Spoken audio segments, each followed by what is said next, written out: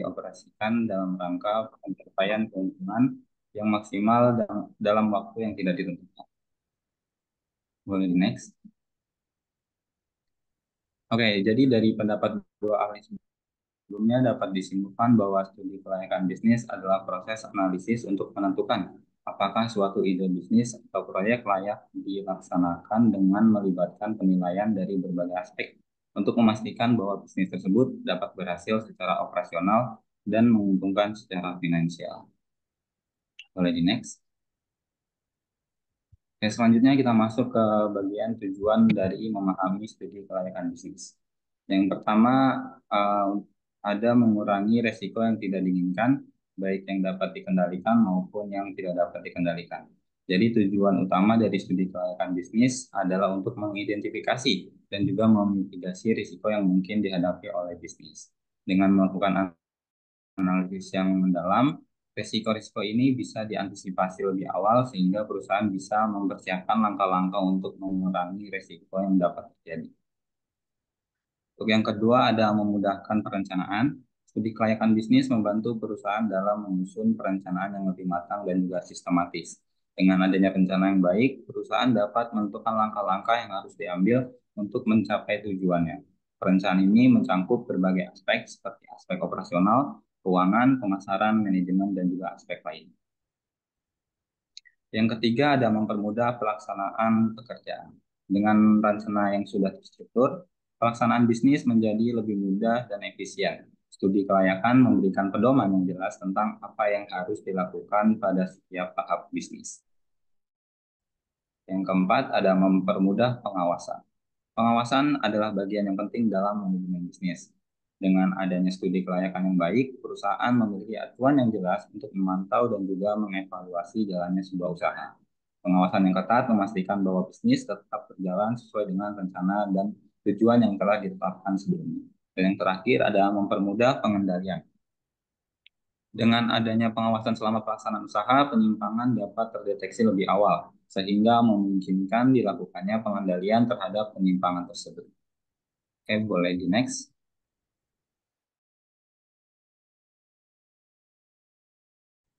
Studi kelayakan bisnis mencakup berbagai aspek yang saling berhubungan untuk memberikan gambaran menyeluruh mengenai potensi kesuksesan bisnis. Yang pertama ada aspek pasar dan juga pemasaran. Aspek pasar dan pemasaran dalam studi kelayakan bisnis berfokus pada analisis permintaan dan penawaran, target pasar, serta strategi pemasaran yang akan diterapkan. Kemudian yang kedua ada teknis dan juga teknologis. Mengevaluasi kelayakan teknis dari proyek atau bisnis yang akan dijalankan, mencakup analisis terkait infrastruktur, teknologi, proses produksi, ataupun operasional yang dibutuhkan. Kemudian aspek hukum dalam sistematika studi kelayakan bisnis bertujuan untuk menilai apakah bisnis yang akan dijalankan ini sesuai dengan peraturan perundang-undangan dan memastikan bahwa bisnis tersebut dapat beroperasi secara sah atau legal. Kemudian ada organisasi dan juga manajemen. Aspek organisasi dan manajemen mengevaluasi struktur organisasi dan strategi manajemen yang akan diterapkan dalam menjalankan sebuah bisnis. Dan yang terakhir ada aspek ekonomi dan juga keuangan. Aspek ekonomi dan keuangan dalam studi kelayakan berfokus pada evaluasi finansial dari proyek atau bisnis. Aspek ini melibatkan analisis yang menentukan apakah bisnis tersebut secara finansial menguntungkan dan layak untuk diimplementasikan. Oke, boleh di next. Baik, selanjutnya ada tahap dan juga langkah praktis dalam menerapkan studi kelayakan bisnis. Yang pertama, tahap penemuan ide baru. Jadi, untuk menghasilkan sebuah ide bisnis, perusahaan harus melakukan penelitian yang terstruktur dengan baik dan didukung oleh sumber daya yang memadai. Pemilihan ide, proyek, atau bisnis oleh pengambil keputusan didasarkan pada tiga faktor utama. Yang pertama, apakah ide tersebut sesuai dengan preferensi yang ada? Yang kedua, apakah ide tersebut dapat diterapkan secara teknis? Dan yang ketiga, apakah keyakinan bahwa proyek tersebut dapat menghasilkan laba yang berkelanjutan? Yang kedua, ada tahap penelitian. Proses ini dimulai dengan mengumpulkan data, memproses, dan juga menggunakan teori-teori yang relevan untuk menganalisis dan juga menginterpretasikan hasil dengan alat yang sesuai. Dan diakhiri dengan menyusun sebuah laporan hasil penelitian. Tahap yang ketiga ada tahap penyaringan usulan yang layak. Setiap usulan harus dievaluasi secara menyeluruh untuk memilih yang paling menjanjikan, rasional, dan juga memenuhi kriteria yang telah ditetapkan. Kemudian yang keempat ada tahap rencana pelaksanaan proyek bisnis. Rencana kerja mencakup penentuan jenis pekerjaan, waktu yang diperlukan, kesediaan dana, dan sumber daya lainnya, serta aspek-aspek yang akan membantu dalam pelaksanaan proyek bisnis. Kemudian yang terakhir ada tahap pelaksanaan proyek bisnis. Setelah semua persiapan selesai, tahap pelaksanaan bisnis dapat dimulai. Semua anggota tim dari pimpinan tertinggi hingga level terendah harus bekerja secara optimal sesuai dengan rencana yang telah ditetapkan. Boleh di next. Oke, selanjutnya akan dilanjutkan. Oke, selanjutnya di sini ada pihak terkait dalam studi kelayakan bisnis. Nah, jadi kan studi kelayakan bisnis ini proses evaluasi untuk menilai apakah suatu ide bisnis itu layak dilaksanakan. Nah, dalam hal tersebut ada nih beberapa pihak terkait yang ikut berperan dan memiliki kepentingan untuk yang pertama adalah pihak wirausaha atau pemilik perusahaan. Jadi pemilik perusahaan ini adalah pihak yang akan menjalankan dan bertanggung jawab atas bisnis yang mereka rencanakan itu. Jadi studi kelayakan bisnis ini sangat penting bagi mereka untuk memastikan bahwa bisnis tersebut itu layak atau enggak dijalankan. Terus yang kedua ada investor dan penyandang dana. Jadi investor atau penyandang dana ini adalah pihak yang akan memberikan modal untuk bisnis tersebut. Mereka ini sangat berkepentingan terhadap hasil studi kelayakan bisnis untuk memutuskan apakah investasi yang dilakukan ini akan menghasilkan keuntungan atau tidak. Nah, selanjutnya ini ada kreditor. Kreditor ini seperti bank atau lembaga keuangan lainnya gitu. Jadi, studi kelayakan bisnis ini bagi kreditor itu alat penting untuk menilai risiko dan potensi keuntungan dari pemberian pinjaman atau kredit kepada suatu bisnis. Kreditur ini perlu memastikan bahwa bisnis yang memohon kredit memiliki prospek yang jelas dan punya peluang untuk berhasil gitu di masa depan, sehingga mereka dapat memperoleh kepastian pengembalian investasi mereka. Dengan memanfaatkan studi kelayakan bisnis ini, kreditur dapat menilai seberapa layak suatu bisnis bisa mendapatkan pinjaman berdasarkan potensi keuntungan, manajemen risiko, dan kemampuan perusahaan untuk melunasi hutang. Terus yang terakhir ini ada masyarakat dan pemerintah. Nah, bagi masyarakat dan pemerintah ini, keduanya ini termasuk pihak eksternal yang eh, terkena yang apa terdampak gitu dari beroperasinya suatu bisnis. Nah, em, untuk pemerintah sendiri itu studi kelayakan bisnis ini alat yang penting untuk menilai dampak ekonomi, sosial, dan lingkungan dari suatu usaha baru gitu. Pemerintah itu menggunakan hasil studi ini untuk memahami sejauh mana gitu bisnis tersebut akan mematuhi peraturan yang berlaku dan memberikan manfaat bagi masyarakat. Boleh di next? Nah, ini ada manfaat studi kelayakan bisnis bagi wirausaha. Nah, kan tadi udah disebutin empat pihaknya ya. Nah, ini salah satu pihaknya ini memanfaatkan studi kelayakan bisnis, yaitu yang pertama ini wirausaha. Wirausaha ini mendapatkan manfaat eh, dapat membantu pengambilan keputusan. Nah, jadi eh, studi kelayakan bisnis ini memberikan informasi yang komprehensif gitu mengenai aspek finansial, teknis, pasar, dan hukum. Jadi ini membuat keputusan yang tepat. Apakah bisnis tersebut dapat beroperasi dengan menguntungkan atau tidak gitu. Yang kedua ini ada mengidentifikasi risiko. Nah, wirausaha ini juga dapat mengidentifikasi potensi risiko yang mungkin muncul, baik dari segi operasional, pasar maupun regulasi, sehingga dapat mempersiapkan strategi mitigasi yang lebih efektif. Terus yang ketiga, memudahkan perencanaan. Nah, studi kelayakan bisnis ini juga membantu wirausaha dalam merencanakan langkah-langkah pelaksanaan bisnis secara lebih jelas gitu, termasuk sumber daya, jadwal operasional, juga strategi pemasaran. Terus yang terakhir keempat, meningkatkan kredibilitas di mata investor. Nah, jadi dengan adanya studi di sini eh, yang matang tentunya ya, wirausaha itu dapat memberikan kepercayaan kepada calon investor bahwa bisnis tersebut ini telah dipertimbangkan secara serius dan memiliki prospek yang oke gitu. Boleh di next. Nah, selanjutnya ada manfaat studi kelayakan bisnis bagi investor dan penyandang dana. Yang pertama ini meminimalkan risiko investasi.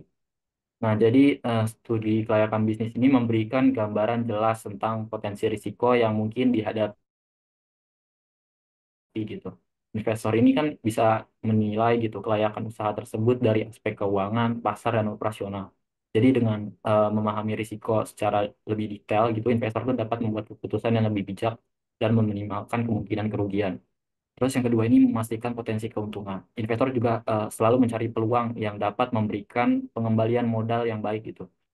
Studi kelayakan bisnis ini membantu si investor ini untuk menganalisis proyeksi pendapatan, arus kas, dan potensi keuntungan di masa depan. Informasi ini tentunya membantu investor untuk menentukan apakah bisnis tersebut mampu menghasilkan keuntungan sesuai dengan ekspektasi dan target investasi mereka. Terus yang ketiga ini ada alokasi sumber daya yang efisien. Nah, studi kelayakan bisnis ini membantu investor itu untuk mengalokasikan sumber daya mereka ke proyek yang lebih, maksudnya yang memiliki prospek baik gitu. Mereka ini jadi kan bisa membandingkan beberapa peluang investasi berdasarkan data yang ada gitu, yang dihasilkan, yang tentunya dihasilin dari studi kelayakan bisnis sendiri. Nah, terus yang keempat, menilai kapasitas manajemen dan strategi bisnis. Studi kelayakan ini memberikan penilaian terhadap tim manajemen, strategi bisnis, rencana operasional perusahaan. Nah, jadi investor ini bisa melihat apakah manajemen ini memiliki kemampuan dan pengalaman yang memadai untuk menjalankan bisnis baik, biasanya menjadi kunci keberhasilan ya suatu bisnis dalam jangka panjang itu. Boleh di next.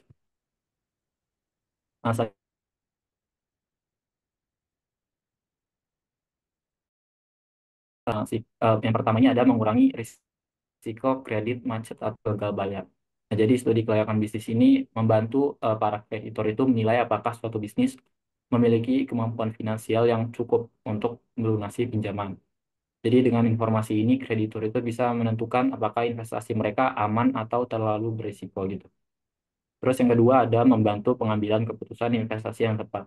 Jadi dengan adanya studi kelayakan bisnis ini, kreditur dapat memprioritaskan alokasi sumber daya mereka untuk proyek atau bisnis yang menunjukkan prospek yang baik gitu. Jadi ini memastikan bahwa kreditur itu dapat memaksimalkan keuntungan dari pemberian kredit mereka, sekaligus menghindari bisnis-bisnis yang tidak layak secara finansial. Terus yang ketiga ada memudahkan penentuan syarat pinjaman. Nah, jadi berdasarkan hasil studi kelayakan bisnis itu, kreditor itu dapat menyesuaikan syarat-syarat pinjaman, seperti jumlah kredit yang diberikan, suku bunga, atau jangka waktu pembayaran sesuai dengan risiko yang dinilai. Nah, yang keempat ini terakhir, memastikan keamanan investasi. Jadi, studi kelayakan bisnis ini memberikan kreditor informasi yang komprehensif tentang prospek bisnis dan kemampuannya menghasilkan keuntungan. Jadi dengan data yang diperoleh itu dapat memastikan bahwa modal yang mereka pinjamkan ini berada pada bisnis yang aman dan memiliki potensi besar untuk berkembang. Boleh di next. Nah, selanjutnya ini ada manfaat studi kelayakan bisnis bagi masyarakat dan pemerintah. Nah, bagi pemerintah sendiri ada empat yang saya dapat itu. Yang pertama ini ada pengawasan dan kepatuhan terhadap regulasi. Nah, jadi dengan adanya studi kelayakan bisnis ini dapat membantu pemerintah memastikan bahwa bisnis yang akan dijalankan itu mematuhi semua peraturan dan undang-undang yang berlaku, baik terkait izin operasional gitu, lingkungan dan ketenaga kerjaan. Dengan demikian juga pemerintah itu dapat mengurangi risiko pelanggaran yang berpotensi merugikan masyarakat atau lingkungan. Yang kedua ada peningkatan pendapatan daerah.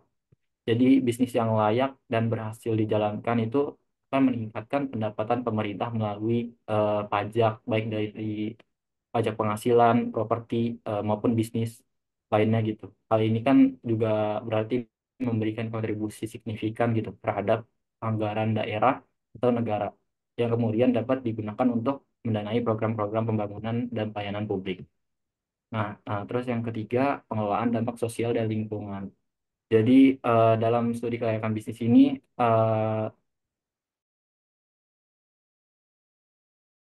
seringkali ada analisis yang informasi ini kan berarti pemerintah juga dapat mengambil langkah gitu untuk meminimalisir dampak negatif seperti polusi atau gangguan sosial, serta memastikan bahwa bisnis tersebut memberikan manfaat yang maksimal bagi komunitas kita.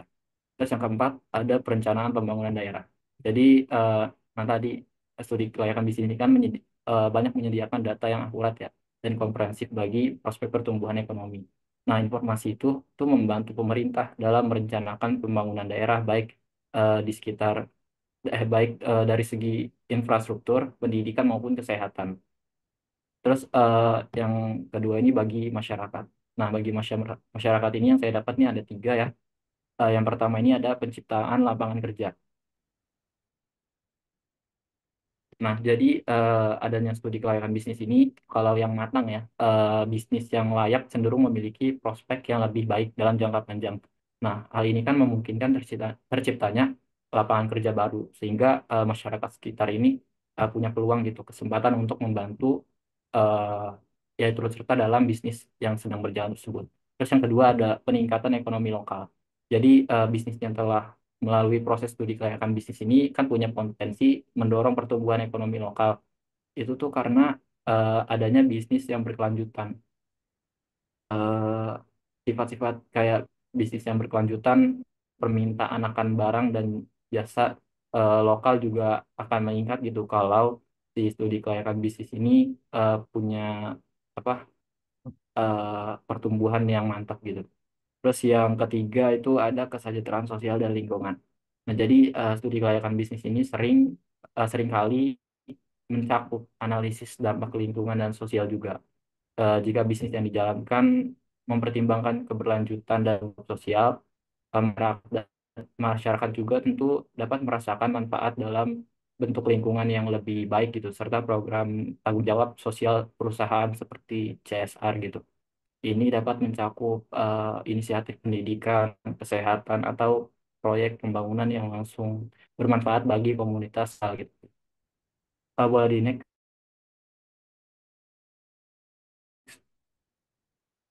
Oke, selanjutnya setelah manfaat itu ada aspek-aspek studi kelayakan bisnis.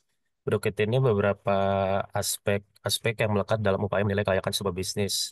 Saya pecah jadi tiga, yaitu aspek umum kelayakan sebuah bisnis, aspek-aspek yang terus melekat dalam kelayakan sebuah bisnis. Yang terakhir adalah aspek-aspek yang perlu diperhatikan dalam upaya penerapan gagasan sebuah bisnis. Oke, yang pertama ada aspek umum. Aspek umum itu merupakan aspek penting yang umumnya ada di dalam studi kelayakan bisnis. Berikut ini ada beberapa aspek umum yang harus ada di dalam sebuah bisnis agar sebuah bisnis dapat dikategorikan visible atau layak. Aspek-aspek umum tersebut diantaranya yang pertama, bisnis yang dikerjakan haruslah dapat memberikan manfaat yang berarti kepada masyarakat. Yang kedua, bisnis yang dikerjakan dianggap mampu terus berkembang atau memiliki kontinuitas usaha yang tinggi. Yang ketiga, eh, bisnis yang dikerjakan mampu bertahan dari berbagai goncangan yang mempengaruhi ekonomi, baik permasalahan ekonomi secara domestik maupun secara global. Keempat, bisnis yang dimiliki diharapkan dapat membuka lapangan pekerjaan atau dengan kata lain memiliki potensi untuk mengurangi angka pengangguran. Itu kayak yang tadi dijelasin di bagian manfaat bagi masyarakat. Terus selanjutnya ada bisnis yang dikerjakan diharapkan dapat menghasilkan keuntungan yang wajar dan secara tepat waktu mampu menggambar cicilan beserta bunga pokok. Yang selanjutnya ada bisnis yang dimiliki juga harus mampu bertahan dari beragam permasalahan. Salah satunya tadi permasalahan ekonomi sampai termasuk pada hal yang mempengaruhi. Yang selanjutnya, bisnis yang sedang berjalan diharapkan searah dengan konsep pembangunan yang sedang dirancangkan oleh pemerintah pusat maupun daerah. Yang selanjutnya, manajer yang menaungi pengerjaan bisnis tersebut haruslah seseorang yang memiliki pengalaman dan pendidikan yang cukup. Selanjutnya, baik manajer maupun para karyawan yang menjalankan bisnis tersebut haruslah memiliki kemampuan atau performance yang dapat dipertanggungjawabkan, seperti memiliki kedisiplinan, loyalitas, kejujuran, dan memiliki sifat untuk terus belajar dan memperbaiki kesalahan. Dan yang terakhir, bisnis yang berjalan diharapkan dapat dengan fleksibel menerapkan penggunaan teknologi modern yang sesuai dan up to date sebagai upaya untuk mengantisipasi munculnya pesaing. Nah, selanjutnya, setelah aspek umum, ada aspek yang bisa dibilang terus melekat dalam kelayakan sebuah bisnis. Dengan kata lain, aspek ini tuh bisa dibilang nggak bisa terpisahkan gitu dalam upaya mengkaji kelayakan sebuah bisnis. Aspek tersebut ada dua. Yang pertama itu ada aspek sumber daya manusia. Aspek sumber daya manusia atau SDM mempengaruhi kesuksesan suatu bisnis baik dalam perencanaan hingga pelaksanaan. SDM yang dimaksud tentu aja SDM kayak seorang manajer dan para jajaran anggota timnya dalam upaya membangun bisnis yang sustain, seorang manajer dan staf-stafnya haruslah dikaji secara ketat dan cermat. Oleh karena itu, dalam upaya membangun sebuah tim efektif, diperlukan kombinasi yang tepat antara seni dan pengetahuan dalam sehingga dalam upaya membangun tim yang efektif, tidak hanya diperlukan keahlian seorang manajer dan para stafnya saja, namun juga harus terdapat keselarasan di antara keduanya. Terus aspek yang melekat yang kedua itu adalah aspek teknis. Setelah aspek SDM, juga terdapat aspek lain, yakni aspek teknis. Aspek teknis mengacu pada segala hal yang berhubungan dengan kegiatan-kegiatan di dalam sebuah bisnis. Misalnya, proses penentuan kapasitas untuk sebuah produk, alat dan bahan yang digunakan, hingga lokasi usaha yang dapat memberikan keuntungan. Dengan kata lain, aspek teknis itu bisa dibilang segala hal operasional yang ada di dalam sebuah bisnis. Selanjutnya ada aspek-aspek gagasan.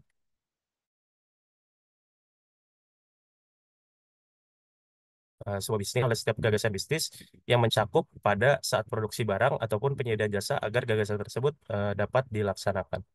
Yang pertama, aspek yang pertama itu mengidentifikasi spesifikasi teknis-teknis penting. Gagasan sebuah bisnis dimulai dengan melakukan identifikasi terhadap persyaratan-persyaratan teknis terhadap pasar sehingga produk atau jasa yang dihasilkan dapat memenuhi harapan dari pelanggan potensial. Jadi bisa dibilang aspek teknis yang ini itu dipengaruhi sama kebutuhan atau preferensi dari konsumen. Beberapa persyaratan teknis penting tersebut diantaranya desain fungsional produk dan tampilannya. Biasanya ini lebih menjorok ke barang yang diproduksi gitu. Apakah sesuai dengan minat atau yang diinginkan pelanggan. Selanjutnya, fleksibilitas produk yang memungkinkan adanya modifikasi tampilan produk guna memenuhi permintaan atau request konsumen atau fleksibilitas guna mengefisiensikan penggunaan teknologi baru serta persaingan dengan kompetitor.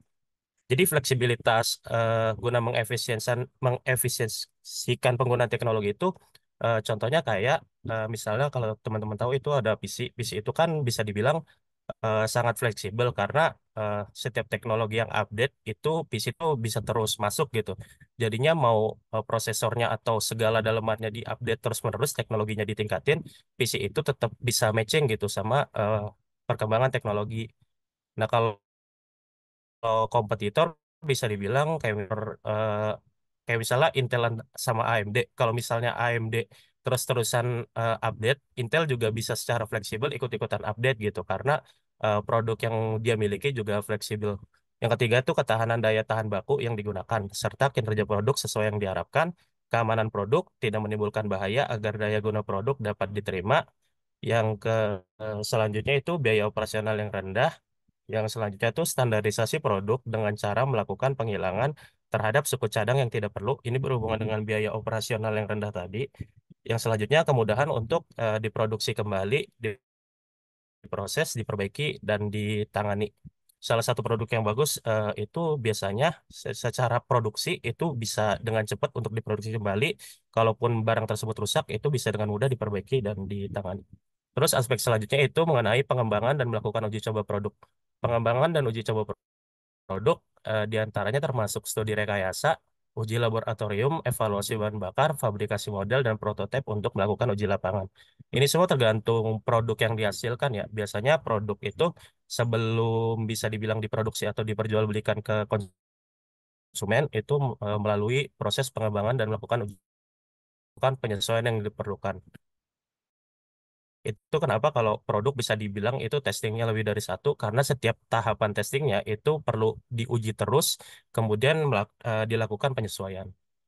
Selanjutnya dari aspek sisi pemasaran, seorang wirausahawan harus melakukan berbagai macam penelitian terkait pemasaran menggunakan sistem atau tools pemasaran yang memadai. Dengan begitu, wirausahawan akan paham apakah bisnis ini layak untuk. Berikut ini beberapa komponen aspek pemasaran yang umumnya harus dianalisis dan dicermati oleh wirausahawan. Di antaranya, yang pertama itu ada kebutuhan dan keinginan konsumen. Hal ini mengacu pada terpenuhinya segala bentuk dan keinginan konsumen sehingga peluang bisnis menjadi terbuka lebar dan layak apabila dilihat dari sisi kebutuhan dan keinginan yang dimiliki oleh konsumen. Yang selanjutnya ada segmentasi pasar, yakni saat seorang wirausahawan melakukan pengelompokan pelanggan lalu kemudian diidentifikasi. Misalnya pelanggan yang berdasarkan geografinya, demografinya, dan sosial budayanya. Selanjutnya target pasar, yakni banyaknya konsumen yang ingin atau dapat diraih. Selanjutnya ada nilai tambah produk. Ini mengacu pada berupa nilai tambah yang ada di setiap rantai pemasaran. Misalnya mulai dari pemasok ada nilai tambahnya, agen, hingga ke konsumen akhir. Selanjutnya masa hidup produk mengacu pada berapa lama produk tersebut akan terus hidup atau bertahan. Selanjutnya ada struktur pasar mengacu pada barang atau jasa yang termasuk ke dalam sempurna atau tidak sempurna. Posisi balance, sedangkan pasar tidak sempurna, biasanya pasarnya itu cuman dipimpin oleh satu perusahaan aja gitu.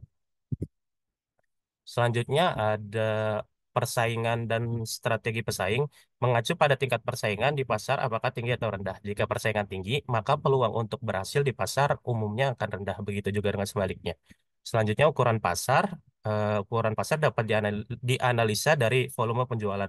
Jika volume penjualan tinggi, maka ukuran pasarnya juga besar. Selanjutnya yang 9, pertumbuhan pasar. Ini dianalisis dari pertumbuhan volume penjualan. Selanjutnya laba kotor, yaitu perkiraan margin laba kotor apakah tinggi atau rendah. Dan yang terakhir pangsa pasar mengacu pada selisih jumlah barang dan jasa yang diminta dengan jumlah barang dan jasa yang ditawarkan. Selanjutnya dari sisi aspek produksi. Beberapa aspek produksi atau operasional yang harus dianalisis orang wirausahawan diantaranya adalah sebagai berikut. Yang pertama ada lokasi operasi. Lokasi operasi itu yang bisa dibilang strategis dan efisien baik bagi perusahaan maupun pelanggan. Selanjutnya volume operasi, yaitu relevansi antara potensi pasar dan prediksi permintaan sehingga tidak terjadi kelebihan atau kekurangan kapasitas produksi. Yang ketiga, mesin dan peralatan mengacu pada perkembangan teknologi yang ada pada saat ini dan masa yang akan datang. Yang keempat, ada bahan baku yang mana hal tersebut harus cukup tersedia agar proses produksi bisa terus berjalan. Yang kelima, tenaga kerja mengacu pada jumlah dan kualifikasi karyawan yang disesuaikan dengan keperluan jam kerja dan kualifikasi pekerjaan untuk menyelesaikannya. Yang terakhir, itu ada tata letak dan tata ruang. Ini mengacu pada berbagai macam fasilitas operasi yang harus tepat agar prosesnya bisa efisien dan mendukung proses produksi. Selanjutnya dari sisi aspek manajemen. Yang pertama itu ada kepemilikan. Kepemilikan itu mengacu pada bentuk kepemilikan perusahaan sebaiknya dipilih yang tidak terlalu berisiko tinggi dan menguntungkan. Terus yang kedua itu analisis dari sisi organisasi. Yang ketiga dari tim manajemen, yang dimana tim haruslah terbentuk dari anggota-anggota yang bisa dibilang solid ya atau loyal. Terus dari sisi karyawan, karyawan harus disesuaikan dengan jumlah dan kualifikasi yang diperlukan. Selanjutnya aspek keuangan, yang dimana aspek keuangan itu mencakup yang pertama kebutuhan dana, yakni dana untuk hal operasional perusahaan agar perusahaan tetap terus berjalan. Yang kedua sumber dana, yakni sumber dana untuk kebutuhan internal dan eksternal perusahaan atau bisnis. Yang ketiga analisis proyeksi neraca, yakni digunakan untuk mengetahui kekayaan yang dimiliki oleh perusahaan. Yang keempat, proyeksi laba rugi dari tahun ke tahun guna memperkirakan atau bisa dibilang forecast laba rugi pada masa yang akan datang. Dan terakhir, proyeksi arus kas. Proyeksi ini digunakan untuk menilai kemampuan perusahaan dalam membayar kewajiban keuangannya. Selanjutnya ada aspek kemanfaatan. Aspek kemanfaatan adalah sebuah bisnis yang dijalankan dan dapat bermanfaat bagi masyarakat banyak dan juga dapat membantu menyukseskan program pembangunan pemerintah. Aspek ini meliputi hal-hal berikut diantaranya yaitu pelaksana bisnis, bisnis apa yang dilaksanakan, kapan pelaksanaan bisnis tersebut dilakukan, tempat bisnis dilaksanakan, dan berbagai macam peraturan perundang-undangan. Yang selanjutnya ada aspek kesempatan kerja. Aspek kesempatan kerja adalah ketika bisnis yang dijalankan mampu membuka lapangan pekerjaan baru kepada masyarakat, atau dengan kata lain mengurangi tingkat pengangguran yang ada di suatu daerah di mana bisnis tersebut didirikan. Yang selanjutnya ada aspek lingkungan. Aspek lingkungan berkaitan dengan berbagai hal yang berhubungan dengan lingkungan serta dampak yang ditimbulkan oleh keberadaan adanya suatu bisnis atau perusahaan, seperti pencemaran ataupun kerusakan yang mungkin akan ditimbulkan. Selanjutnya ada aspek ekonomi, sosial, dan politik. Secara masing-masing, aspek ekonomi mencakup bisnis. Secara aspek umum, bisnis itu harus diusahakan harus searah dengan rancangan pembangunan pemerintah atau pemerintah daerah. Selanjutnya, distribusi nilai tambah, keuntungan ekonomi nasional, hambatan di bidang ekonomi, dan dukungan pemerintah. Selanjutnya, aspek yang harus dianalisis yaitu aspek sosial mencakup perusahaan sebagai lembaga sosial, perusahaan sebagai perubah kondisi sosial, dan perusahaan di dalam masyarakat yang pluralistik atau beragam. Yang terakhir, aspek politik mencakup pada situasi politik dalam suasana bisnis, yang dimana yang harus dianalisis contohnya adalah pengaruh politik terhadap kurs uang. Nah, dalam menilai kelayakan sebuah bisnis. Studi kelayakan bisnis membantu dalam memahami apakah suatu bisnis layak untuk dijalankan atau tidak. Dengan mempertimbangkan semua aspek yang ada, proses pembuatan keputusan dapat dilakukan dengan lebih tepat sasaran dan meminimalkan risiko yang akan dihadapi bisnis tersebut. Berikut ini aspek-aspek penting studi kelayakan bisnis dalam menilai kelayakan sebuah bisnis. Yang pertama itu ada evaluasi secara mendalam. Studi kelayakan bisnis melibatkan evaluasi menyeluruh terhadap berbagai faktor, termasuk potensi pasar, ketersediaan sumber daya, kemampuan manajemen, serta faktor resiko yang mungkin akan dihadapi. Dengan menjabarkan dan memahami aspek-aspek tersebut, proses penilaian kelayakan suatu bisnis dapat lebih tepat untuk mengidentifikasi peluang dan tantangan yang akan mempengaruhi sebuah bisnis. Selanjutnya, menilai keberhasilan. Studi kelayakan dapat membantu menentukan apakah bisnis layak untuk dijalankan atau tidak. Dengan studi kelayakan ini, situasi bisnis, identifikasi masalah, dan penetapan tujuan dapat digambarkan secara luas, bahkan mendetail, sehingga keberhasilan bisnis dapat diukur dengan lebih tepat. Yang selanjutnya ada legalitas, regulasi, atau peraturan. Studi kelayakan memastikan bahwa suatu bisnis memenuhi persyaratan legalitas, termasuk izin usaha, perizinan lingkungan, dan regulasi ketenagakerjaan. Setiap aspek studi kelayakan bisnis juga menyertakan bagian legalitas dan regulasi yang membuat aspek tersebut penting untuk keberlangsungan suatu bisnis. Dan yang terakhir yaitu manfaat yang dihasilkan. Dalam studi kelayakan bisnis, manfaat yang akan dihasilkan oleh suatu bisnis juga ikut dinilai. Hal ini mencakup manfaat finansial, sosial, hingga lingkungan. Dengannya penjabaran aspek studi kelayakan bisnis, kebermanfaatan atau dampak positif yang akan diberikan oleh suatu bisnis dapat dengan tepat untuk diperkirakan. Selanjutnya akan dijelaskan oleh Oke, baik, terima kasih. Selanjutnya itu pengambilan keputusan berdasarkan studi kelayakan bisnis. Pengertian pengambilan keputusan merupakan pengambilan keputusan merupakan proses memilih satu pilihan di antara dua atau lebih alternatif lainnya. Dengan kata lain, pengambilan dapat diterjemahkan menjadi menetapkan pilihan atau alternatif secara nalar dan menghindari diri dari pilihan yang tidak rasional tanpa alasan atau data yang kurang akurat. Dan sifat pengambilan keputusan menurut Ivan Reich dan Matheson menyebutkan dua jenis keputusan, yaitu keputusan terprogram dan keputusan tidak terprogram. Keputusan terprogram merupakan suatu keputusan untuk memperluas kemampuan organisasi dalam memecahkan masalah atau problem solving.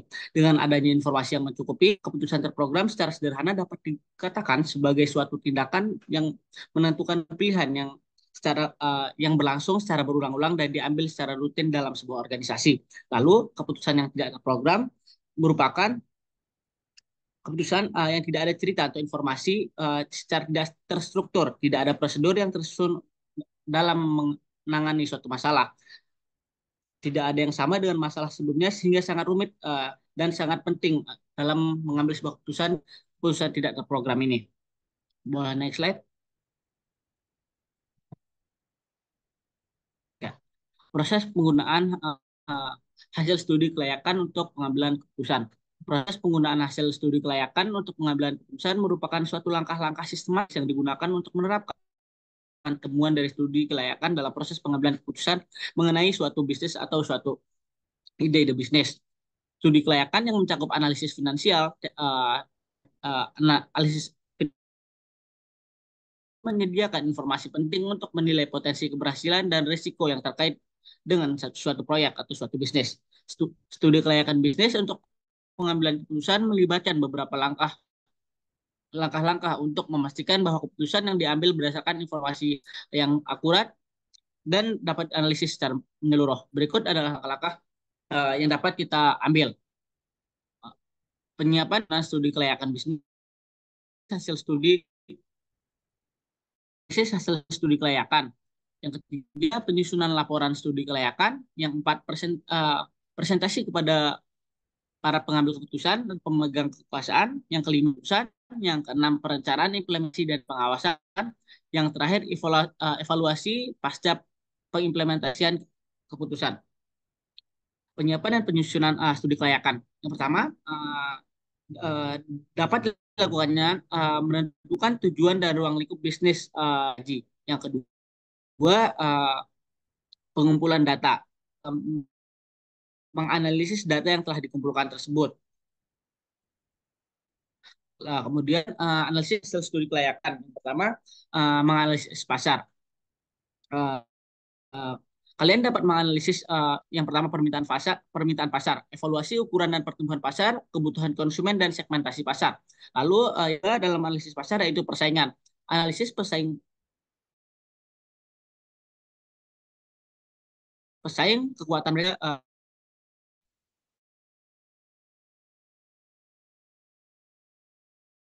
analisis proses produksi dan ada. Yang kedua, evaluasi ketersediaan dan kebutuhan sumber daya seperti bahan baku, tenaga kerja, dan fasilitas akan mempengaruhi dalam proses pengambilan keputusan. Dalam pengambilan keputusan cukup penting, seperti proyeksi awal, proyeksi pendapatan, arus kas, dan analisis laba rugi. Lalu yang kedua, analisis resiko finansial. Identifikasi resiko finansial seperti bagaimana cara mengelola hal tersebut. Lalu adanya analisis hukum dan regulasi dari pemerintah. Yang pertama, kepatuhan. Tinjaulah bahwa bisnis ini selaras dan mengikuti peraturan-peraturan yang ada dan persyaratan hukum yang relevan dengan bisnis. Jangan sampai melanggar regulasi-regulasi yang telah ditetapkan oleh pemerintah. Lalu yang kedua, perizinan. Pastikan semua perizinan dan lisensi yang atau diizinkan oleh pemerintah. Lalu yang ketiga, penyusunan laporan studi kelayakan. Yang pertama, susun seperti dokumentasi temuan, buat laporan yang merangkum hasil analisis pasar, teknis, finansial, dan hukum sehingga lebih gampang dianalisis. Lalu yang kedua, rekomendasi. Sertakan surat-surat rekomendasi apakah bisnis tersebut layak untuk dilanjutkan, direvisi, ataupun dibatalkan karena tidak memungkinkannya untuk dijalankan. Lalu yang keempat, presentasi kepada pengambilan keputusan seperti ringkasan eksekutif, detail analisis, dan diskusi. Diskusikan potensi manfaat, risiko, dan implikasi dari keputusan tersebut yang akan diambil. Yang kelima, pengambilan keputusan. Setelah presentasi kepada pengambil keputusan, maka diambillah keputusan. Yang pertama, dapat dilakukan evaluasi keputusan. Pertimbangkan hasil studi kelayakan dalam konteks tujuan strategi bisnis. Yang kedua, keputusan. Buat keputusan tentang apakah akan melanjutkan bisnis tersebut, melakukan revisi, ataupun dibatalkan agar kita dapat mengetahui ke depannya. Lalu, dokumentasi atau arsip. Catat keputusan yang diambil termasuk alasan dan pertimbangan yang mendasari keputusan-keputusan tersebut. Lalu yang keenam, perencanaan implementasi pasar. Rencana implementasi. Jika suatu bisnis tersebut disetujui, susun rencana pengimplementasian yang mencakup langkah-langkah operasional, jadwal, dan alokasi sumber daya. Lalu pemantauan. Pantau perkembangan bisnis tersebut secara berkala untuk memastikan bahwa bisnis tersebut jalan sesuai dengan rencana dan anggaran yang telah kita tetapkan. Lalu yang ketujuh, yang terakhir, evaluasi pasca implementasi. Yang pertama, berikanlah penilaian terhadap perencanaan implementasi dan tersebut. Setelah implementasi, evaluasi hasil kerja dan kinerja bisnis tersebut untuk menilai apakah tujuan yang telah dilaksanakan itu tercapai sesuai. Lalu yang selanjutnya pembelajaran, identifikasi pelajaran yang diperoleh dari proyek untuk dalam keputusan bisnis di masa depan datang. Boleh next slide? Oke. Menginterpretasikan hasil studi klien.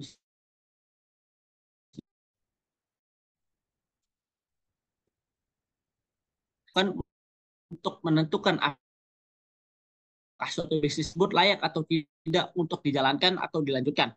Proses ini akan melibatkan beberapa aspek utama yang harus dianalisis dan diteliti secara menyeluruh untuk membuat keputusan yang tepat. Untuk mengetahui layak atau tidaknya suatu bisnis tersebut dijalankan, perlu dilakukannya beberapa proses analisis pasar. Analisis pasar adalah suatu komponen yang produsen harus mampu menilai apakah ada permintaan yang cukup atau tidak untuk produk yang akan ditawarkan. Jika hasil analisis tersebut menunjukkan bahwa ada permintaan yang kuat dan berkembang di pasar, hal ini merupakan indikasi hal positif bahwa bisnis tersebut memiliki potensi yang baik dalam penjualan. Dan sebaliknya pun, jika analisis tersebut menunjukkan hal yang negatif atau kurang permintaan, maka risiko kegagalan akan bisnis tersebut lebih besar. Lalu yang kedua, analisis teknis. Analisis teknis dalam studi kelayakan bisnis adalah proses evaluasi untuk menentukan apakah teknologi, peralatan, dan proses yang diperlukan untuk melaksanakan suatu bisnis tersebut teknis yang diperlukan.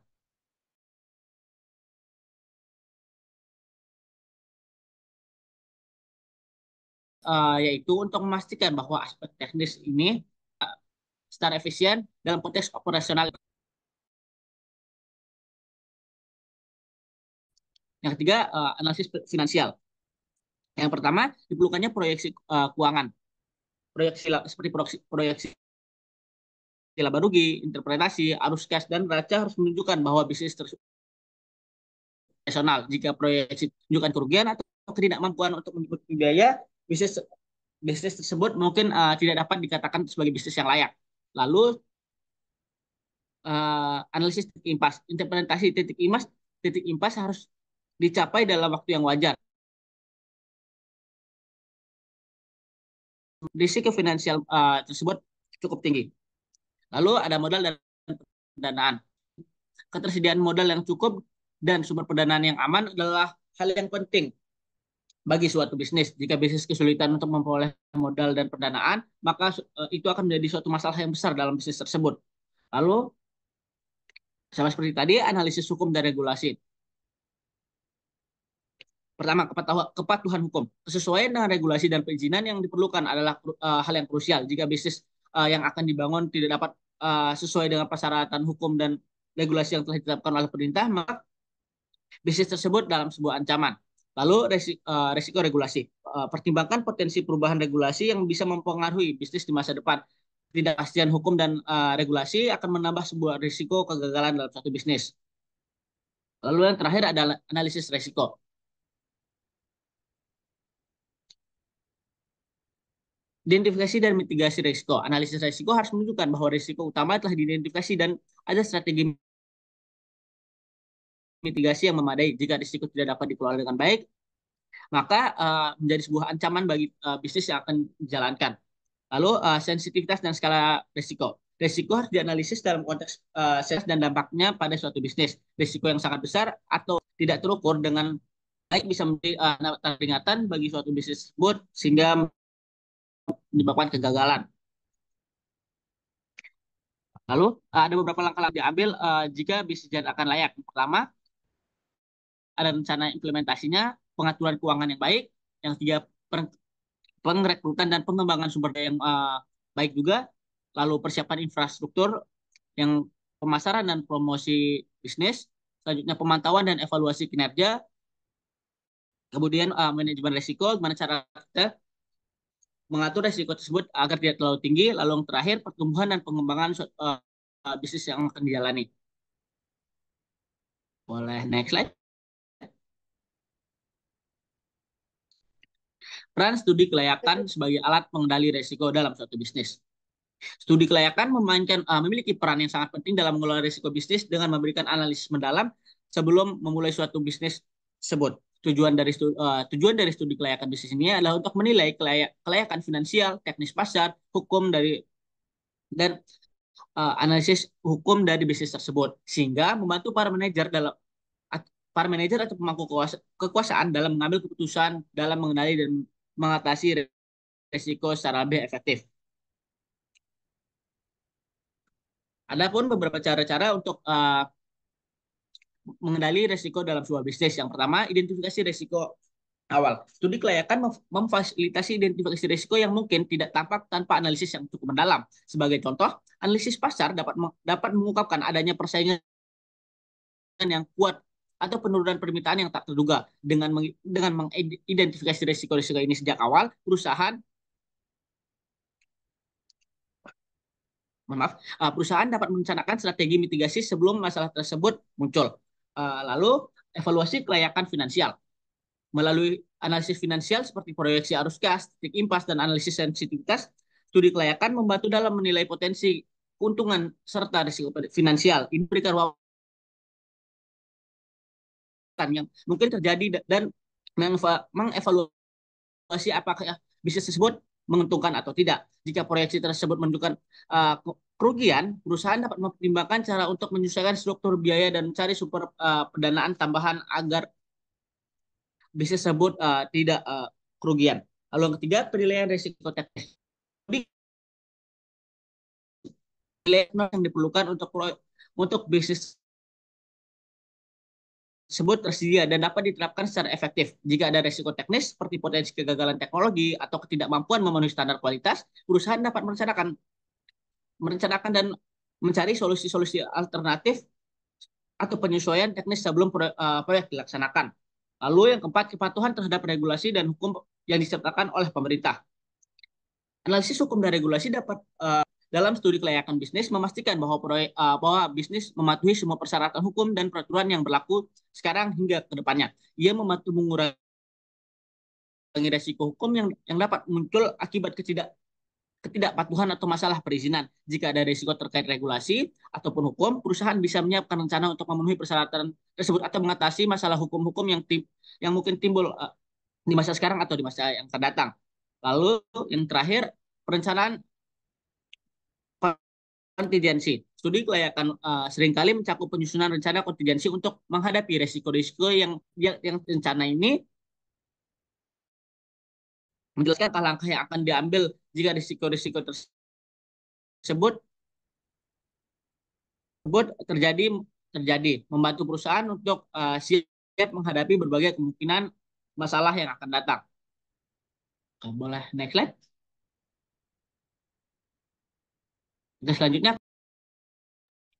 Baik, sekarang kita masuk ke dalam pembahasan esensi kajian studi kelayakan bisnis. Kajian mengenai studi kelayakan bisnis ini membahas tentang bagaimana manajemen harus mempertimbangkan beberapa aspek yang saling terkait, seperti yang sudah dijelaskan tadi, yang saling berinteraksi dan mempengaruhi kelayakan bisnis, baik dalam skala mikro maupun makro. Tujuan dilakukan studi kelayakan ini untuk menilai apakah suatu bisnis itu layak untuk dilaksanakan. Dalam konteks ini layak yang dimaksud itu mencakup aspek-aspek yang sudah dibahas sebelumnya secara menyeluruh tanpa mengabaikan aspek-aspek tertentu.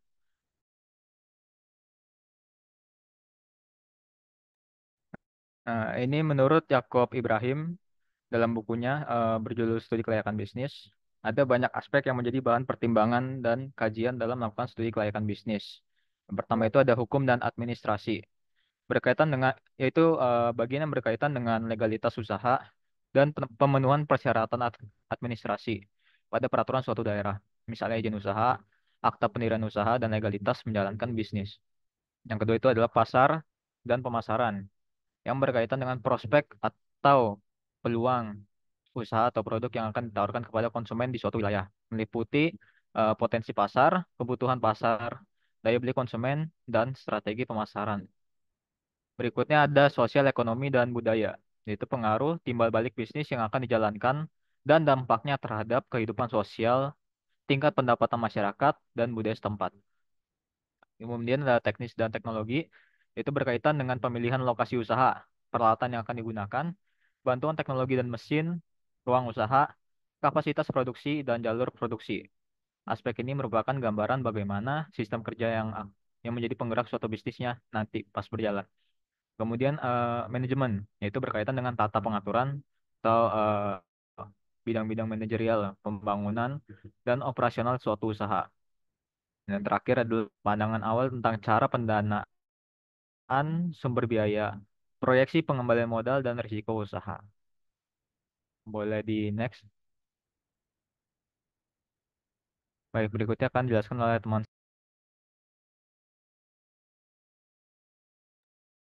Oke, baik. Kita masuk pada materi etika studi kelayakan bisnis. Etika studi kelayakan bisnis ini ada 4 poin, yaitu yang pertama etika peneliti pada responden, etika peneliti kepada klien, etika peneliti kepada dan juga etika klien. Boleh di...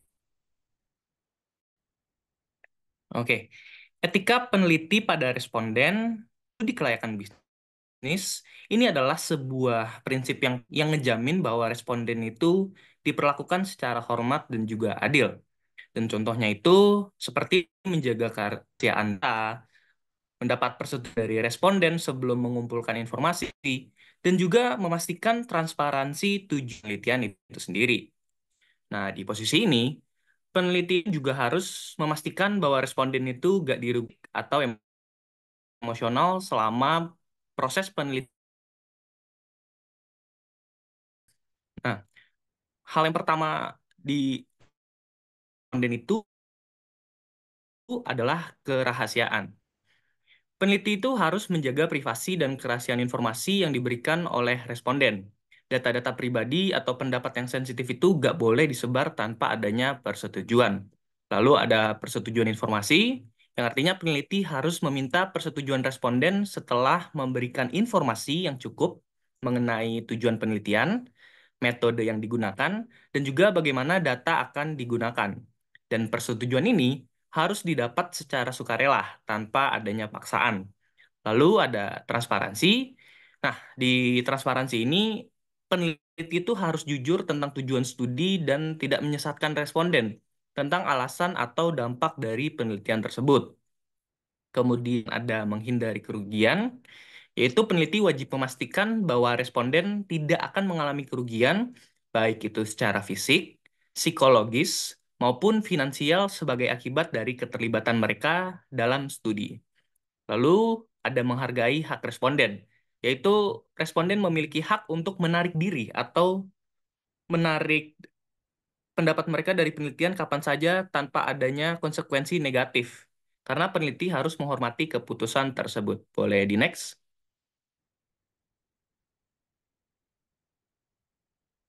Oke, selanjutnya ada etika peneliti pada klien.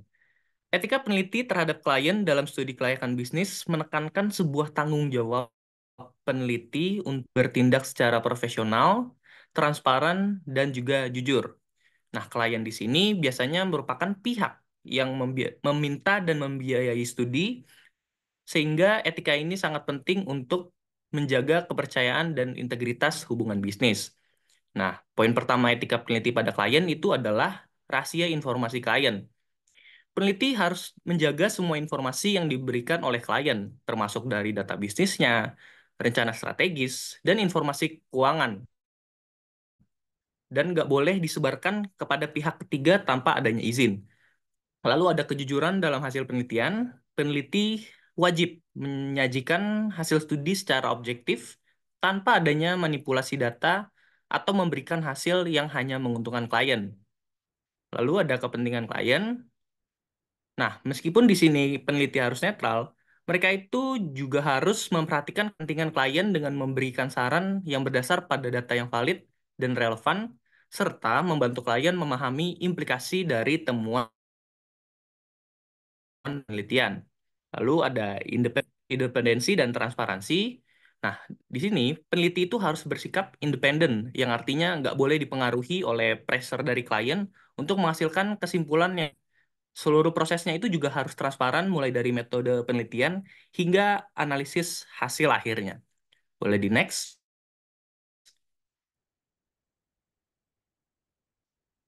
Selanjutnya ada etika peneliti pada asisten. Etika peneliti terhadap asisten ini mencakup tanggung jawab untuk memastikan hubungan kerja yang profesional, adil, dan kolaboratif terhadap asistennya. Peneliti harus memperlakukan asisten ini dengan hormat dan mengasih arahan yang jelas agar mereka dapat berkontribusi secara optimal dalam proses penelitian. Nah, poin pertama itu harus adanya pembagian tugas yang jelas. Yang artinya peneliti harus memberikan instruksi yang spesifik mengenai tugas mereka dan tanggung jawab asisten dalam studi. Hal ini tujuannya memastikan bahwa setiap anggota tim ini tahu peran mereka dalam bekerja secara efektif tanpa adanya kebingungan. Lalu ada penghargaan atas kontribusi, yaitu kontribusi asisten dalam penelitian itu harus diakui, baik itu melalui pemberian kredit dalam laporan atau publikasi maupun pengakuan formal atas usaha mereka. Nah, peneliti ini di sini nggak boleh ngambil hasil kerja asisten tanpa adanya penghargaan yang tepat. Lalu ada memberikan pelatihan, yaitu peneliti bertanggung jawab untuk membimbing dan melatih asisten dalam menggunakan metode dan teknik yang tepat. Di sini itu memastikan mereka bahwa memahami standar etika yang berlaku serta gimana mereka itu ngumpulin dan analisis data itu secara akurat. Lalu ada kerahasiaan internal, yaitu peneliti harus memastikan bahwa asisten itu menjaga rahasia data penelitian dan informasi terkait klien mereka. Dan ini jadinya ngelatih asisten mereka pentingnya menjaga kerahasiaan dalam setiap penelitian. Lalu yang terakhir ada kesejahteraan dan keadilan. Di sini peneliti harus nyiptain lingkungan kerja yang adil dan juga mendukung kesejahteraan asisten dan juga memastikan bahwa beban kerja ini harus dibagi secara seimbang dan adil tanpa adanya eksploitasi. Boleh di next. Oke. Selanjutnya adalah etika klien. Nah, etika klien dalam studi kelayakan bisnis ini melibatkan tanggung jawab klien untuk bertindak secara jujur, transparan, dan adil selama proses penelitian berlangsung. Nah, yang relevan dan ngedukung peneliti ini bisa dihasilkan secara akurat dan juga transparan. Nah, poin pertamanya itu, klien itu harus memberikan informasi yang jujur, yang artinya informasi ini harus diberikan tidak secara disembunyikan atau tidak lengkap, yang pada akhirnya nanti bisa berpengaruh terhadap hasil penelitian dan bisa membuat kesimpulan studi yang menjadi tidak tepat. Lalu ada menghormati independensi peneliti. Klien ini nggak boleh memaksa atau memanipulasi peneliti untuk mendapatkan hasil tertentu. Penelitian ini harus berjalan objektif dan juga klien ini harus menghormati temuan yang telah diperoleh, baik hasil tersebut menguntungkan ataupun tidak menguntungkan. Lalu ada keterlibatan aktif dalam proses. Klien diharapkan terlibat aktif memberikan masukan serta memastikan komunikasi yang baik dengan peneliti sepanjang proyeknya itu berlangsung. Dan ini memastikan bahwa penelitian mereka itu tetap pada jalurnya dan sesuai dengan harapan awal. Boleh di next. Oke, selanjutnya adalah kepatuhan pada kesepakatan. Klien ini harus mematuhi semua persyaratan yang telah disepakati, termasuk dalam hal pembayaran, luang lingkup proyeknya mereka, dan juga tenggat waktu yang telah ditentukan. Mereka juga harus terbuka terhadap diskusi jika terjadi perubahan selama penelitian itu berlangsung. Adalah menghargai kerja peneliti. Nah, klien ini mengakui upaya dan waktu yang diinvestasikan oleh peneliti dalam studi kelayakan. Dan hal itu mencakup menghargai haki, hak, dan juga tidak menggunakan hasil penelitian tanpa izin atau di luar kesepakatan. Karena dengan mematuhi etika ini, klien itu bisa mendukung proses penelitian yang transparan, adil, bermanfaat, sehingga hasil studi kelayakan bisnis ini menjadi lebih valid dan dapat digunakan secara efektif dalam pengambilan keputusan bisnis. Nah, dan juga di sini saya akan menyebutkan kesimpulan yang agak ringkas ya di sini ya.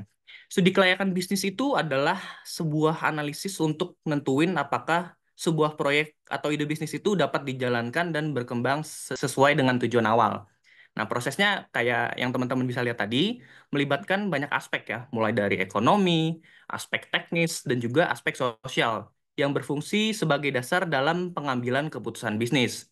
Dan beberapa langkah pentingnya itu mencakup menemukan ide, melakukan penelitian, dan juga menyaring usulan yang layak, serta merencanakan dan juga melaksanakan proyek. Studi-studi ini juga membantu mengelola resiko dengan menyediakan analisis sebelum memulai proyeknya, serta mempertimbangkan aspek hukum, pasar, manajemen, dan keuangan yang saling mempengaruhi keberhasilan dari bisnis tersebut. Boleh next?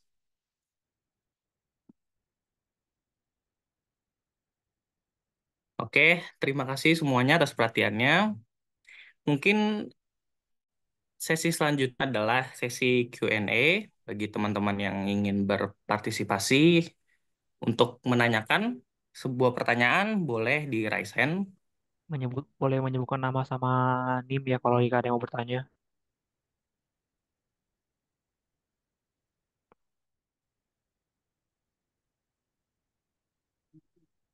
Sebutkan nama sama NIM.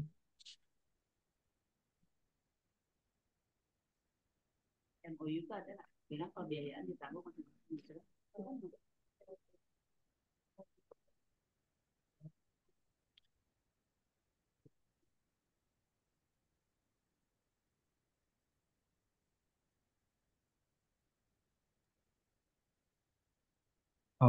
Oke, mungkin izin memandu ya Pak. Beberapa udah ada yang raise, boleh yang Iya, pertama oke, dari silakan. Eka Faradila, silakan. Sebutkan nama sama NIM ya.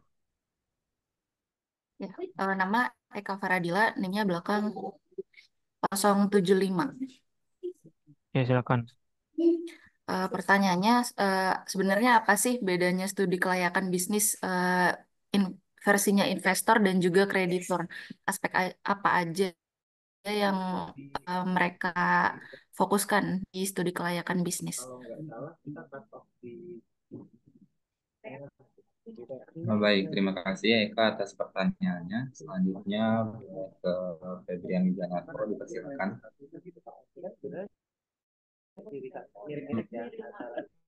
Baik, makasih pada Pak Maji. Saya Febrian dengan NIM belakang 117 ingin bertanya, gimana sih melakukan studi kelayakan bisnis dalam kondisi pasar yang sangat volatil dan penuh ketidakpastian?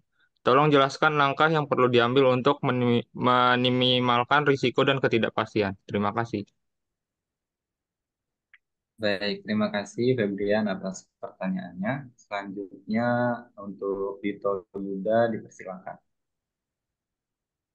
Terima kasih sebelumnya kelompok satu atas presentasinya dan pemaparannya. Saya ingin bertanya pada kelompok satu. Jadi tadi kan dijelaskan juga tentang legalitas atau hukum usahanya juga ya. In case kayak sekarang ini banyak banget wirausaha yang dengan sengaja nggak mendaftarkan legalitas usahanya dengan berbagai alasan. Dari kasus-kasus tersebut, apakah bisa disimpulkan bahwa bisnis tersebut itu nggak layak? Dan kalau iya tuh kenapa? Serta bagaimana penyelesaian terhadap pelaku bisnis yang dengan sengaja nggak ngedaftarin legalitasnya? Mungkin itu saja. Terima kasih. Baik, terima kasih Dito atas pertanyaannya. Selanjutnya kepada Julio Matthew, dipersilakan. Baik, terima kasih atas kesempatan untuk bertanya. Pertanyaan saya boleh berikan contoh bagaimana studi kelayakan bisnis ini bisa diterapkan dalam industri tertentu, contohnya kayak F&B atau teknologi atau pariwisata. Terima kasih. Oke, terima kasih Julia atas pertanyaannya. Selanjutnya kepada Muhammad Ramadan, silakan. Iya, terima kasih Abi. Jadi pertanyaan saya itu tadi kan di BPT dijelasin ya aspek-aspek umum kelayakan bisnis yang dapat dikatakan menjadi poin-poin acuan gitu. Mungkin kalau yang saya baca tuh ada analisis PESTEL tuh sebagai salah satu teknik ya buat apa analisis bisnis itu layak atau tidak. Tadi teman-teman juga udah jelasin kan tuh kayak yang political, economic, social teknologi, legal, and environment. Nah, pertanyaan saya itu ada nggak sih uh, metode atau teknik khusus tertentu buat identifikasi seberapa layak sebuah bisnis tersebut berjalan di luar yang pestel tadi itu ya. Terus atau ada nggak sih lembaga tertentu yang wajib banget buat turun tangan buat ikut mengidentifikasi kelayakan bisnis tersebut. Itu aja, terima kasih. Baik, terima kasih Rama atas pertanyaannya. Selanjutnya ada Kania, mungkin saya izin bacain pertanyaan dari Kania. Kania NIM terakhirnya itu 173. Jadi Kania bertanya di kolom kan tadi udah jelasin soal tahap-tahap melakukan studi kelayakan. Boleh tolong kasih contoh dalam proyek apa gitu, biar lebih jelas apa aja penerapannya dan kayak gimana. Oke, terima kasih Kania atas pertanyaannya. Mungkin kami dari kelompok satu meminta waktunya sebentar untuk berdiskusi untuk mencari jawaban.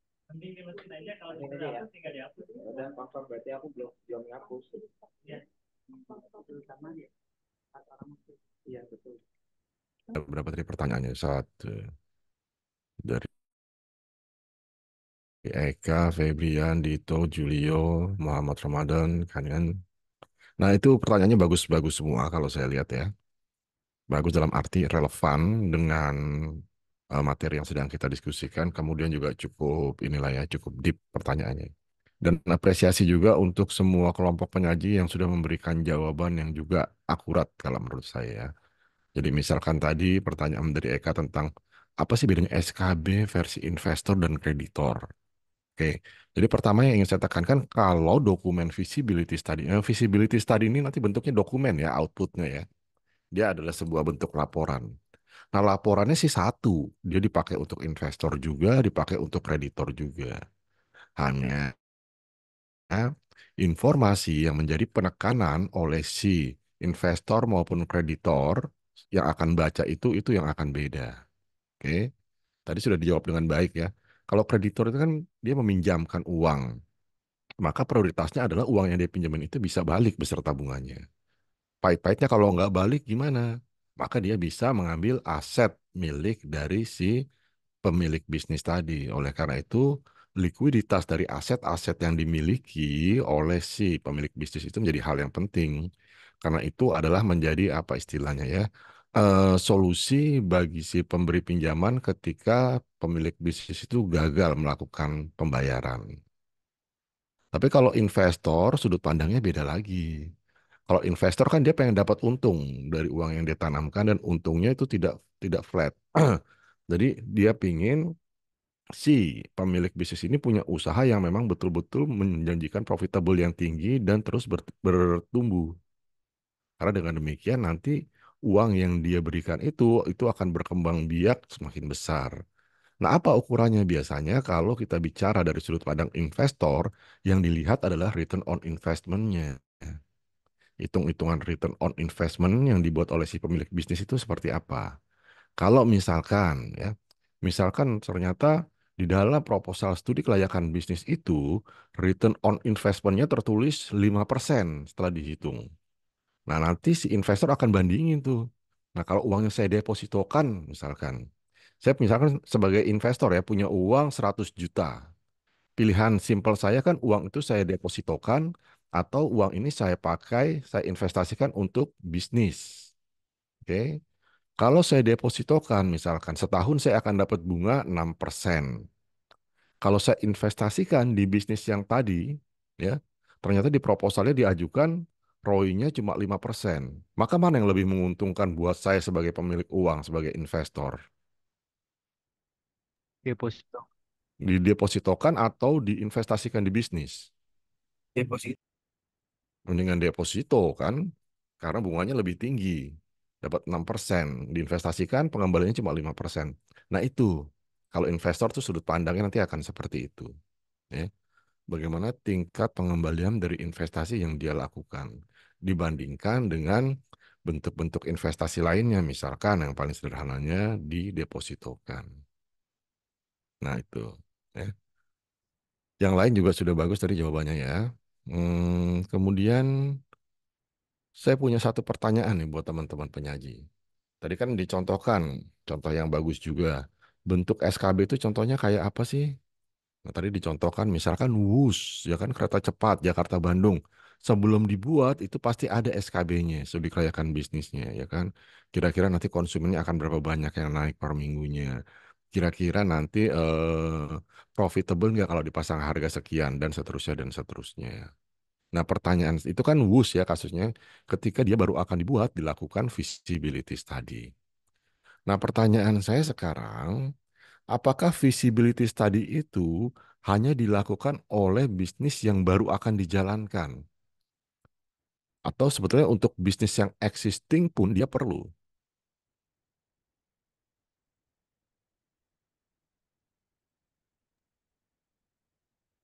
Silahkan dijawab.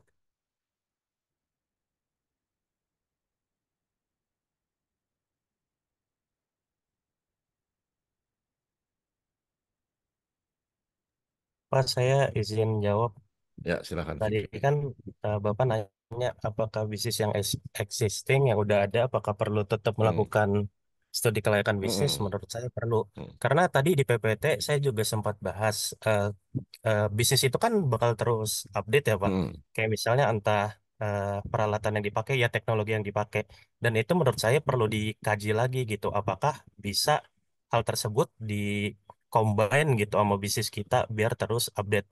Juga kalau mau contoh sederhananya, katakanlah restoran kan pasti kalau pengen terus jalan, pengen terus ini perlu buka cabang. Nah, itu perlu dikaji lagi misalnya di cabangnya apakah lokasinya udah tepat, terus sumber daya manusianya, terus alat dan bahannya kurang lebih gitu, Pak. Oke, good Fikri. Ya.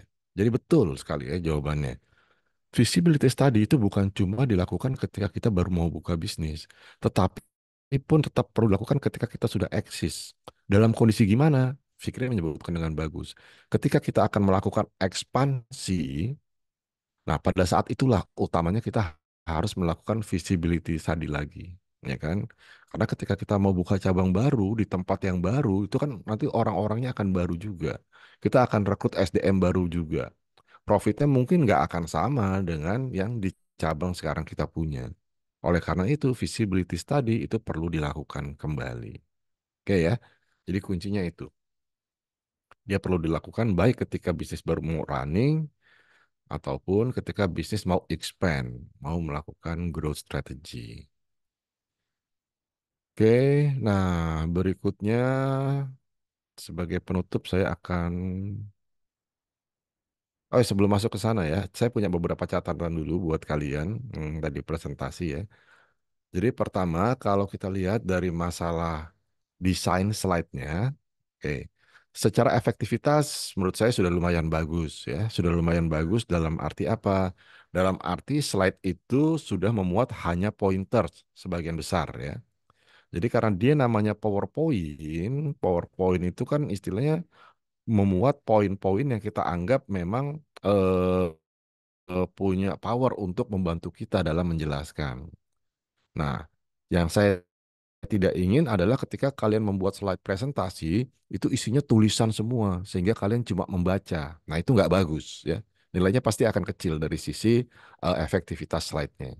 Jadi, slide presentasi yang kalian buat itu harus memuat hanya pointers, bukan copy-paste kalimat dari paper, masukkan ke PPT. Kalian tinggal baca. Nggak seperti itu membuat PPT. Ya. Jadi yang dibuat oleh kelompok penyaji saya bilang sudah lumayan bagus ya. Kenapa lumayan? Karena di bagian-bagian belakang itu tetap masih kelihatan copy paste kalimat aja. Entah di bagian pembukaan, entah di bagian penutupannya. Nah, itu coba nanti diimprove lagi ya, khususnya untuk teman-teman yang baru akan maju. Kemudian untuk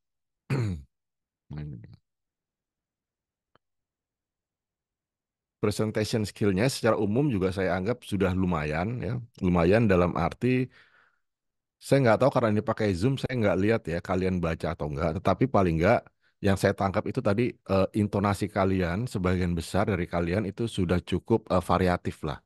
Sehingga itu bisa membuat pendengar nggak merasa bosan. Kalau nada kita, tone kita monoton dari awal sampai akhir, itu kecenderungannya nanti akan bikin audiens kita bosan. Tapi kalau kita pandai-pandai bermain dengan intonasi, kadang-kadang suara kita agak diberikan penekanan, entah dengan nada tinggi atau tempo yang lebih lambat. Nah, itu akan membuat audiens menjadi lebih tertarik untuk mendengarkan paparan kita.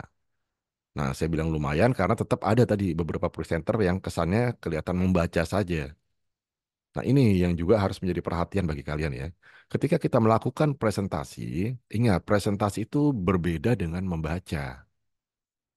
Kalau kalian diminta presentasi dan yang kalian lakukan hanya membaca slide, ya tulisan yang ada di slide, maka nilainya relatif akan minim nanti. Jadi ibaratnya gini, kalau kita melakukan presentasi, kita tuh sedang melakukan storytelling. Kita bercerita kepada audiens kita. Nah, kita bisa bercerita kalau kita menguasai ceritanya ya kan. Kalian misalkan gampangnya aja sederhananya. Bisa bercerita tentang dongeng Cinderella kalau kalian tahu, ya kan, cerita Cinderella itu seperti apa.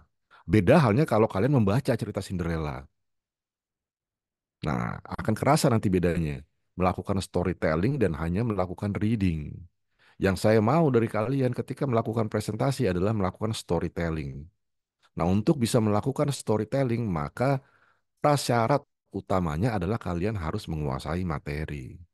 Nggak mungkin kalian bisa melakukan storytelling kalau tidak membaca sebelumnya.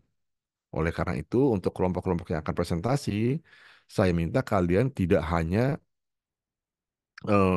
apa istilahnya, melihat atau membaca presentasi pada saat kalian mau presentasi, tapi beberapa hari sebelumnya itu kalian harus sudah rutin exercise. Ya. Karena kalau sudah kalian exercise beberapa kali, maka materinya akan masuk, mengendap ke benak kalian, sehingga ketika kalian nanti presentasi itu akan menjadi jauh lebih mudah. Ya, itu intinya. Oke, nah sekarang saya akan memperlihatkan sebentar.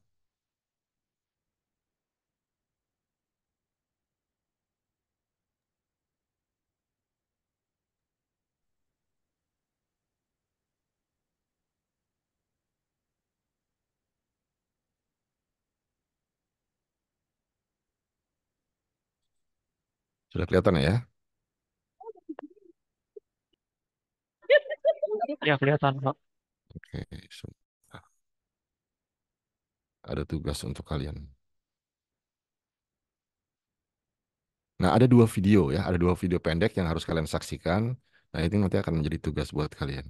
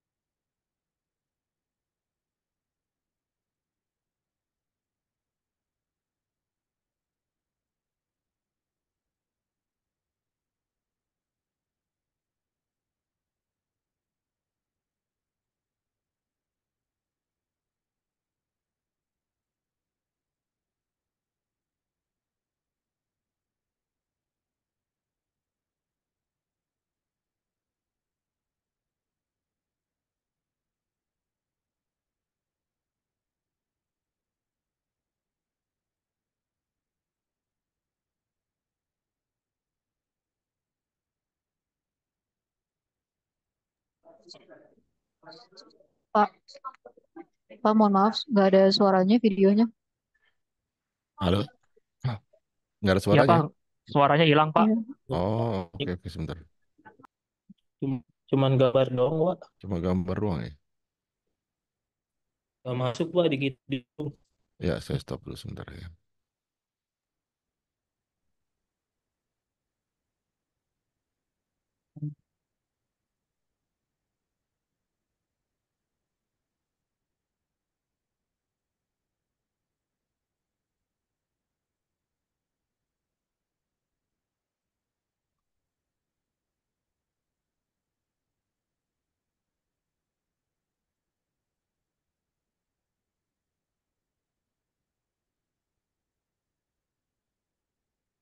Udah ada suaranya?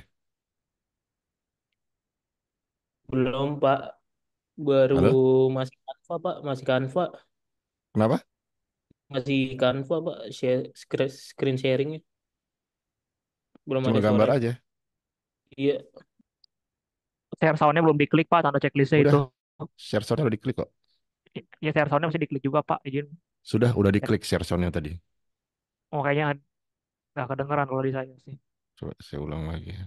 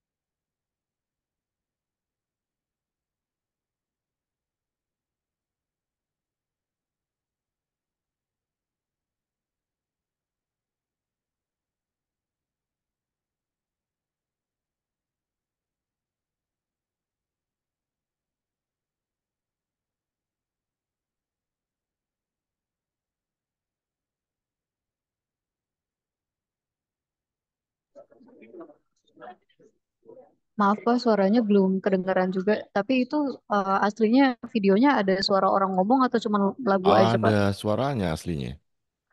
Ada suara orang ngomong berarti ya Pak? Harusnya. Iya. Oh, Atau masih nanti belum saya kebayang. share linknya aja deh ya. Saya share linknya. Oh iya, boleh Jadi Kak. intinya gini, case study-nya ini ada dua ya. Ada dua case yang diangkat. Yang pertama adalah case study bagaimana IKEA berhasil melakukan penetrasi ke pasar India. Berarti dia melakukan ekspansi pasar ya. Nah, dia melakukan visibility study dan berhasil. Sementara case yang kedua itu adalah tentang Kodak. Kodak mungkin kalian nggak pernah dengar, tapi dulu kalau kita bicara kamera, pasti satu merek yang paling populer itu namanya adalah Kodak. Nah, di sini ceritanya kebalikannya. Kodak ternyata gagal mempertahankan eksistensinya karena apa? Ketika akan melakukan ekspansi, ada beberapa hal yang ternyata entah itu nggak dideteksi atau entah itu terkena resistensi dari SDM-nya, sehingga akhirnya Kodak sekarang kita udah nggak dengar lagi masalahnya. Nggak dengar lagi eksistensinya. Nah, dari dua case itu nanti untuk tiap-tiap case kalian harus deskripsikan dan analisis ya tiap-tiap aspek dari visibility study baik yang dilakukan oleh IKEA maupun yang dilakukan oleh Kodak. Dari sisi market analysisnya kayak apa, dari sisi technical visibility-nya seperti apa yang dilakukan dan seterusnya. Sampai terakhir kalian harus membuat kesimpulan lesson learn-nya. Ya. Poin yang bisa diambil, kesimpulan yang bisa ditarik dari cerita tadi itu adalah apa. Nah, itu ya tugas untuk kalian untuk semua kelompok ya, bukan cuma kelompok penyaji, tapi untuk semua kelompok ada dua case tadi yang harus dikerjakan, dikumpulkan minggu depan. Kita lihat kalau ada waktu dipresentasikan, tapi kalau nggak ada waktu tidak perlu dipresentasikan, hanya dikumpulkan. Begitu ya?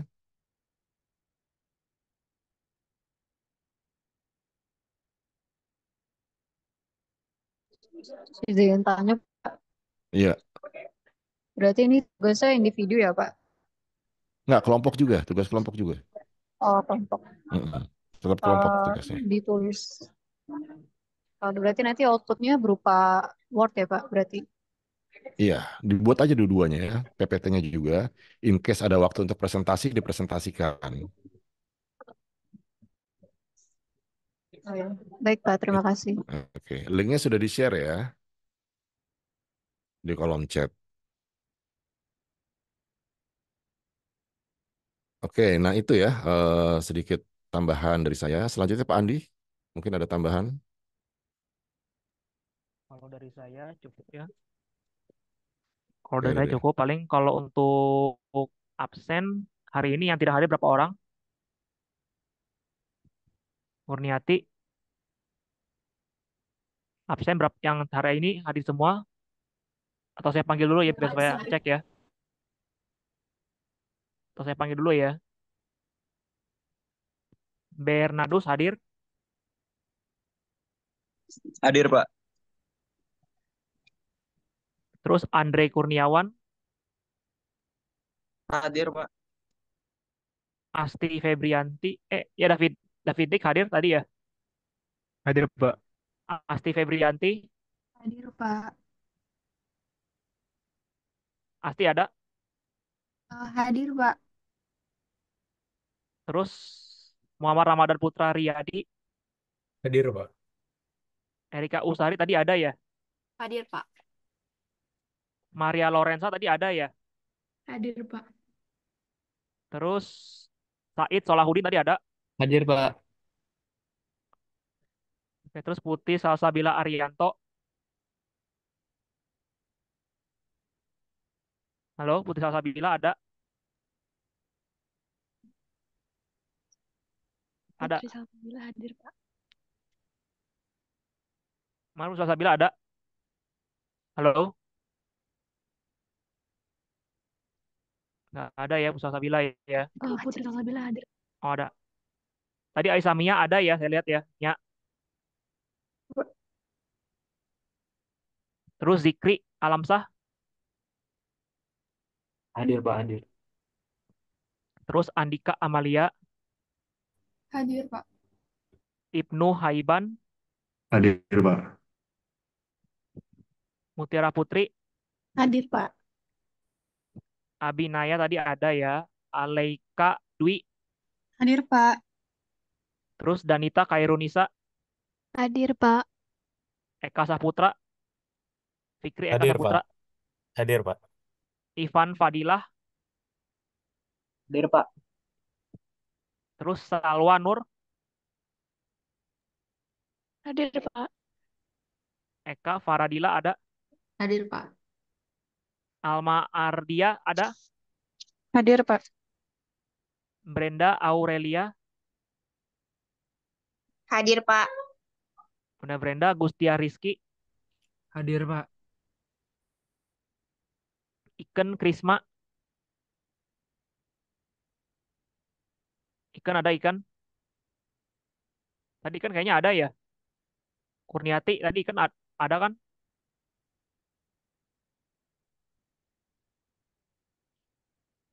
kan ada, tadi di Jawa Romdoni ada ya, Hadir, Pak. Terus Tiara Dwi Puspita, Hadir, Pak. Giovanni tadi ada ya, Syapina Putri, Hadir, Pak. terus Febrian, Hadir, Pak. Justin Alkausar, Hadir, Pak. tadi ada Justin ya, Salsabila Putri tadi ada ya, Hadir, Pak. Zahrani, Hadir, Pak. Putri Tahta, Hadir, Bapak. tadi itu ada ya, Ada, Pak. Made Tiara, Hadir, Pak. Raffi tadi ada ya Raffi ya, Hadir, Pak. Dina Nurliana, Hadir, Pak. Farhan Azhari, Hadir, Pak. Julio Matthew tadi ada ya, Hadir, Pak. Like tadi ada Like, Hadir, Pak. Ezra Patricia, Ezra ada, tadi ke Risma ya, taruh tadi apa namanya tadi yang saya sebut saya lupa lah. Bentar ya tadi Ezra ada Ezra, halo Ezra, chat,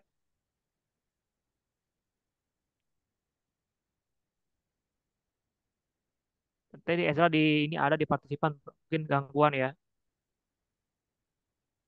Terus Melviani Fitris, Melvi hadir, Pak. Melviani ada, Ada, Pak.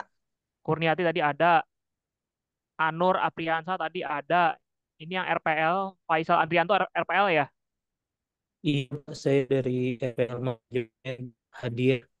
oh PMM ya ini ya, Bukan, Pak. Anak FPL, Pak. oh iya, soalnya ini baru baru kelihatan ini ya, Baru, maaf. oh baru tadi, halo, Halo, iya, Pak. Kami dari RPL baru masuk, Pak.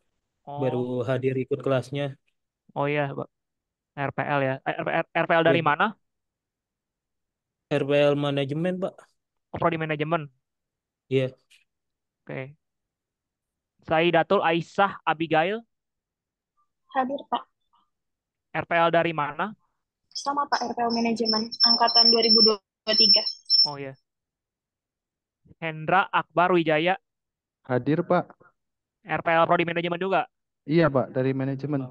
asalnya dari manajemen sini juga, UNJ, FE. Iya, FE, Pak. FE Oh ya UNC. oke. Oke, ada lagi yang belum saya panggil, yang kelewat. Izin saya belum, Pak. Siapa namanya? Izin Nur Hidayah. Nur Hidayah. RPL apa kelas reguler? Izin saya RPL. Oh, belum sebut ya. Nur Izin Hidayah. belum. Iya, Pak. Bentar ya saya ini dulu ya. Pak, Putri Salsabila hadir, Pak. Bentar satu. Tadi siapa namanya? Yang pertama tadi RPL, siapa yang belum disebut? Izin Saya, Nur Pak. Hidayah. Bentar ya. Saya, Pak. Siapa lagi belum saya panggil? Pak, maaf Saya ya. Pak, Tadi Salsabila Vesya Pak. Siapa namanya? Salsabila Vesya Pak. RPL apa kelas ini? RPL Manajemen juga Pak. Siapa namanya? Halo? Salsabila Vesya Pak.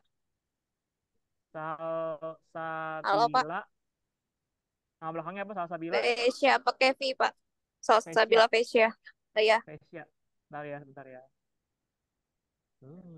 Bentar ya. Salsabila Vesia. RPL Prodi Manajemen FE. Iya, Pak. Siapa Saya lagi Pak belum saya Nisa panggil? Amelia dari RPL Manajemen. Siapa? Nisa Amelia. Bentar, namanya tulisnya gimana? Anissa. Nissa Oh, Nisa Amelia. Amelia. Amelia. Ada lagi belum saya panggil? Pak, maaf, Putri Salsabila tadi hadir. Mungkin tadi mic saya error, nggak kedengeran jadi NIM-nya berapa? NIM belakangnya?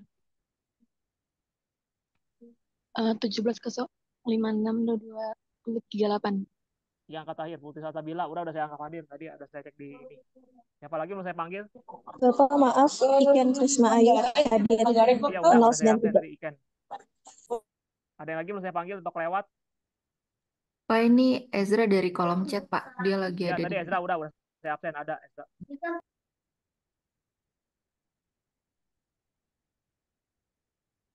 Ada lagi yang dari RPL atau kelas apa nih? Kelas A yang mau saya panggil? Halo? Kemungkinan dari RPL cukup, Pak. Dari Pak Ferry ada tambahan saya lagi sebelum menutup? Oke, saya pikir cukup ya, Pak Andi. Oh, satu Ya. lagi. Tadi saya lihat waktu presentasi masih ada yang pakai kaos oblong ya. Saya ingatkan lagi ya, tata tertib berpakaian walaupun kita Zoom ya, bertemu secara daring, tetap etika-etika termasuk etika berpakaian itu dipenuhi.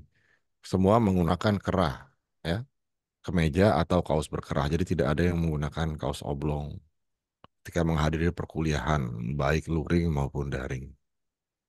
Itu ya, saya ingatkan kembali. Oke, jadi untuk pertemuan hari ini saya pikir bisa kita sudahi sampai di sini ya. Pertama saya apresiasi, saya dan Pak Andi mengapresiasi untuk teman-teman yang sudah melakukan presentasi dengan cukup baik. Juga untuk teman-teman yang tadi sudah berpartisipasi mengajukan pertanyaan-pertanyaan yang bermutu ya, yang berkualitas. Saya juga appreciate, terima kasih. Sampai ketemu minggu depan di waktu yang sama. Baik, Pak, mohon Assalamualaikum maaf, Pak. warahmatullahi Ya, wabarakatuh. Pak, gimana nih ya? Pak, mohon maaf, Pak. Kenapa? Itu apa izin mau nanya kan jadi kalau minggu depan itu libur ya Pak, Maulid Hah? Nabi. Berarti Hah? minggu depan itu merah ya? libur Maulid Nabi, Pak. Oh ya, kita Iya. geser nanti kita ganti. Kita sepakati aja Diatur nanti waktunya ya. Saya ya di hari koordinasi kosongnya dulu Oh dengan iya. Pak saya Andi bisa nanti. aja terserah mau Oh ya offline atau siapa? online. Berarti untuk deadline tugasnya bukan minggu depan ya Pak? Minggu depannya lagi ya? Nggak bisa juga minggu depan tapi harinya ganti. Untuk tugasnya? Iya, tugas Oh dan ya. kuliahnya nggak harus diundurnya Eh, 2 minggu lagi. Tapi bisa aja kalau Oke. nanti saya ketemu waktu yang pas dengan Pak Andi, kita tetap kuliah minggu depan tapi di hari yang beda. Gitu Oh ya. ya, baik Pak. Bebas Kem- mau offline Satu atau lagi online Pak deh. terakhir, mohon maaf. Untuk bukunya berarti Pak Andi tolong harus di-handle pakai dulu Pak buku Andi ya. yang Ini Pak ada yang Dedi ngebel itu rumah Pak. saya sebentar. Ya udah bukunya sama Nia di itu dulu ditampung dulu siapa yang mau beli nanti saya ke Pak Ferry Iya yang Pak harus pakai buku Pak Dedi Pak. buku utamanya ya Itu pro. wajib beli atau gimana sih Pak? Sebenarnya sih nggak wajib juga kalau dari versi saya. Kalau Pak Ferry kayaknya nggak wajib, nggak apa-apa kali ya, seadanya aja kali ya Pak Ferry ya. Soalnya kalau mau beli kan pasti memberat. Soalnya kemarin kata kata Pak Ferry katanya harus punya Pak Tapi kalau dari gitu. sini pasti memberatkan. Atau gimana Pak Berarti Ferry? Kayaknya ikut Pak Ferry aja. Taruh Pak Ferry sebentar ya. Pak Ferry-nya lagi ini lagi. Atau nanti pokoknya dicatat dulu siapa yang mau, tapi saya minimal beberapa orang gitu, jadi biar supaya apa ada yang saling sharing gitu. Oh ya, oh ya baik Pak. Terima kasih Pokoknya Pak. tampung dulu aja yang mau gitu. Nanti sambil dicek lagi Pak Ferry gimana ininya ya.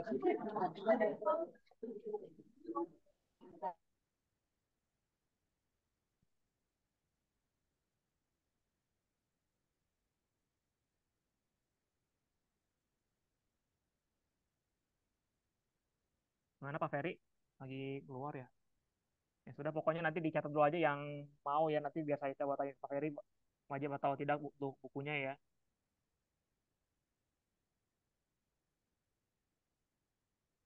Oke, ada lagi nih ya atau teman-temannya? Halo? Kalau dari saya sudah cukup sih, Pak. Ya, untuk teman-temannya. Oke, kalau tidak ada, kita akhiri dengan doa ya. Kita berdoa masing-masing ya. Ah, ini Pak Ferry itu udah kembali lagi. Ya, silakan ya, tadi mau nanya gimana? Tadi katanya teman-temannya kalau untuk buku yang dari Prof. Dedi, apakah diwajibkan atau seadanya aja gitu ya Pak ya?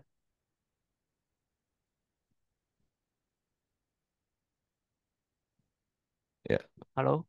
ya, halo, halo. Ya, izin tanya Pak, di dari teman-teman katanya menanya kalau soal buku apakah mereka pada wajib punya atau lebih baik seadanya aja minimal beberapa orang ya Pak kalau buku dari Prof. Dedi itu ya.